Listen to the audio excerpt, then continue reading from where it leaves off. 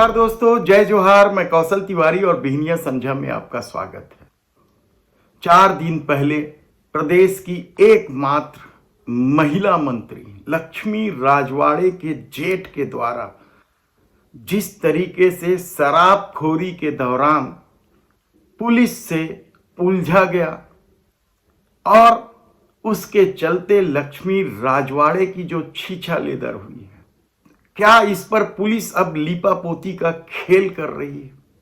यह सवाल इसलिए उठ रहा है क्योंकि इस पूरे मामले को लेकर जिस प्रधान आरक्षक देव नारायण नेताम ने रिपोर्ट रोजनामचा में दर्ज की थी, किस तरीके से 20 बार फोन करके उन्हें धमकाया गया था, उस पर जुर्म दर्ज करने की बजाय बस स्टैंड में मौजूद एक व्यक्ति के शिकायत पर जमानती धारा लगाकर मामले की इतिश्री करने की कोशिश की।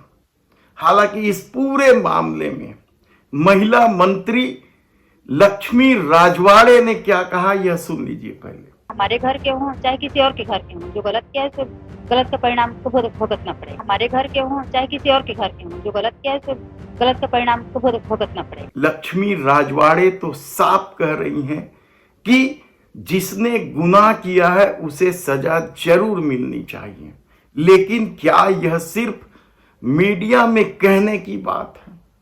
क्योंकि पुलिस कप्तान ने तो पहले ही महिला मंत्री के जेठ राजू राजवाड़े की दबंगई के आगे प्रधान आरक्षक को लाइन अटैच कर चुके हैं। तब क्या उनका लाइन अटैच का जो फैसला है वह वापस होगा? क्या देव नारायण नेताम जैसे ईमानदार, इस मामले में तो ईमानदारी दिखाई दे रही है, के साथ न्याय होगा और उनकी रिपोर्ट पर जुर्म दर्ज होगा? यह सबसे बड़ा सवाल इसलिए उठ रहा है क्योंकि अब इस मामले को लेकर पार्टी के भीतर भी सुगबुगाहट शुरू हो गई है। कहा तो यहां तक जा रहा है कि महिला मंत्री की क्लास तक ली जा चुकी है और इस मामले को लेकर कांग्रेस के नेता अब सक्रिय होने लगे। दरअसल पूरे मामले को आप समझेंगे तो हैरान हो जाएंगे कि एक व्यक्ति सिर्फ मंत्री के जेठ होने की वजह से वह पुलिस की वर्दी के बिल्ले निकाल लेता है, फाड़ देता है, गाली गलौज करता है, धमकाता है और थाने से जाने के बाद भी 20 बार फोन करके धमकाता है और उस हवलदार को पुलिस कप्तान लाइन अटैच कर देता है।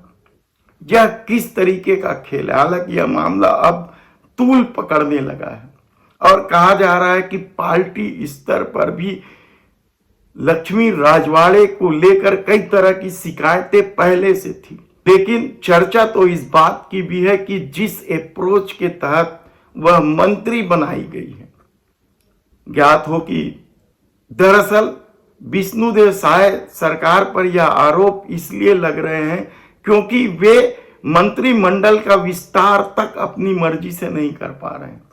इसलिए कहा जा रहा है कि विष्णुदेव साय सरकार में जिसे भी मंत्री पद मिला है वह किसी न किसी तरह से पहुंच रखता है और उन्हें मंत्री पद इसी वजह से मिला है।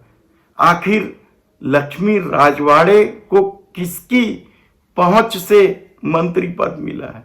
यह बड़ा सवाल हो सकता है। राजनीतिक गलियारों में कई तरह की चर्चा है, लेकिन कहा जा रहा है कि अब पुलिस इस पूरे मामले में लीपापोती करने लगी और लक्ष्मी राजवाड़े से जो संतुलित बयान दिलवाया गया है वह भी किसी के इशारे से दिलाया गया है। हमारे घर के हों चाहे किसी और के घर के हों, जो गलत किया है उसे गलत का परिणाम को भुगतना पड़ेगा।